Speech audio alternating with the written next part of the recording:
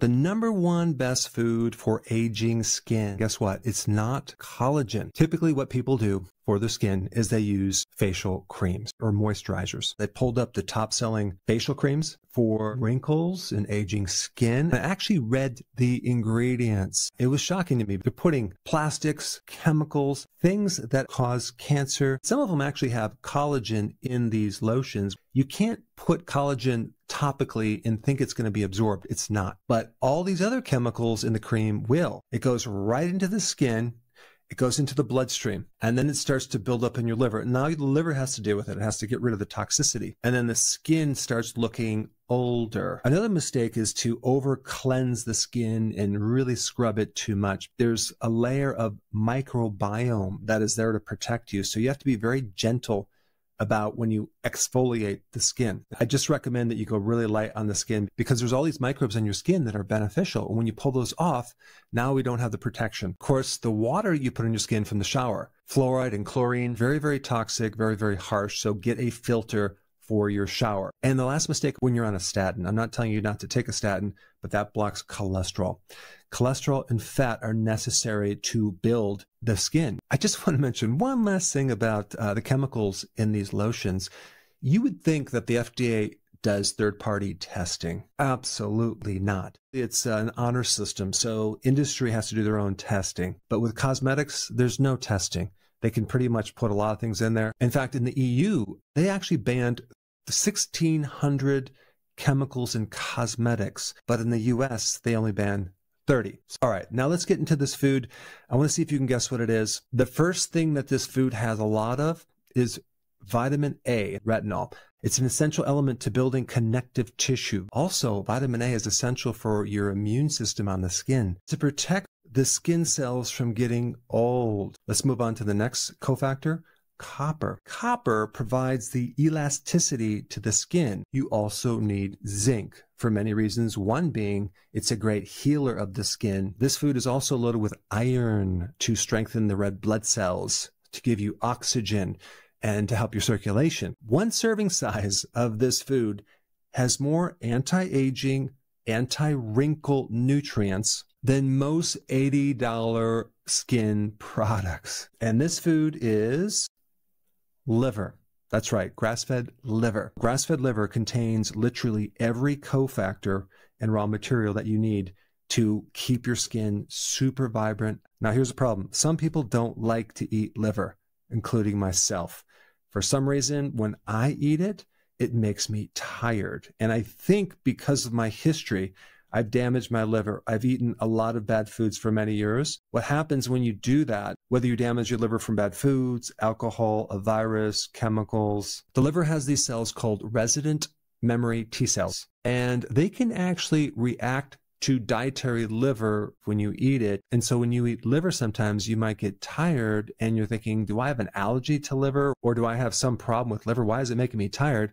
Well, it has to do with some pre-existing damage that can then create a little bit of an immune reaction that can actually increase your histamines and make you tired. So what I found is if I take just a small amount, like 1 capsule of grass-fed liver in a supplement before bed, it helps me sleep better. It doesn't bother me through the day. And I actually can get the benefit of that liver without consuming the liver because I don't like it. Now, if you don't like liver, you can also soak it in lemon juice. That actually helps the taste. You can find a good recipe for it. So you're putting various spices and onions and cook it with that. Or you can blend the liver into other meat. I've done that where I don't even taste it, just put a little bit.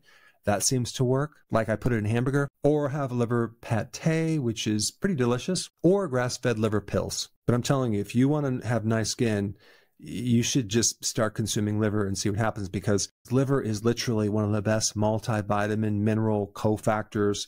It provides so many good things for your skin and the rest of your body as well. When you eat collagen or take collagen, to get that to turn into your skin, again, you need a lot of cofactors. To get those cells in your skin to make collagen, they also need to be fed these cofactors. There's a lot of things you can do to destroy the skin topically, but also internally as well by eating, of course, junk food, consuming a lot of sugar and seed oils. It's really hard on the body and it'll make you look older. And one last thing that I found out when I was in practice, observing people that would do certain diets, even ketogenic diets, but do it in a way that is super low fat, okay? They're going low carb, but they're also going low fat, almost like no fat, and it's like protein, very lean protein. And they're not even using quality ingredients.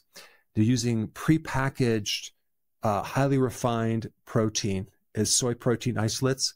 And I'm talking about ideal protein. I would notice people that would consume that. It's just like a bunch of synthetic vitamins with really low quality raw material.